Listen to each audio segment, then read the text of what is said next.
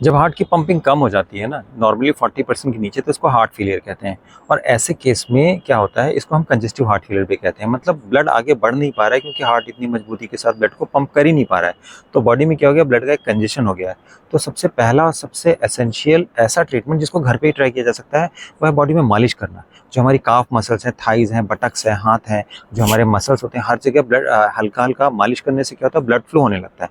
तो हार्ट के ऊपर लोड कम हो जाता है। तो पेशेंट को अगर कोई सिम्टम्स आ भी रहे हैं ना, खासतौर से जो एडवांस हार्ट फेलियर के पेशेंट होते हैं, जिनकी पंपिंग नॉर्मली 20-25% के नीचे चली जाती है, उनकी सांस फूलने लगती है, ऐसे में पेशेंट को बहुत जल्दी और तुरंत आराम दिखना शुरू होता है। इसके अलावा एक दूसरा ट्रीटमेंट होता है जिसको हम ड्राई फ्रिक्शन कहते हैं। एक हल्की सी रब टाइप की जो खुरदरी तौलिया होती है, लेकर के पूरे बॉडी में हल्के हल्के से रब करने से क्या होता है ना, थोड़ा सा जो एक टेम्परेचर बढ़ता है, वहाँ पे जो हल्की सी गर्माहट आती है, उसकी वजह से एक प्रेशर ग्रेडियंट बन जाता है और ब्लड फ्लो होने लगता है। ये दूसरा सबसे इंपॉर्टेंट ट्रीटमेंट होता है। तीसरा होता है पेट में एचसीसी करना, गर्म ठंडे पट्टी की सिकाई करना खाना खाने के बाद। क्योंकि खाना खाने के बाद हमारा जो पेट है, सबसे ज़्यादा ब्लड यूज़ करने लगता है।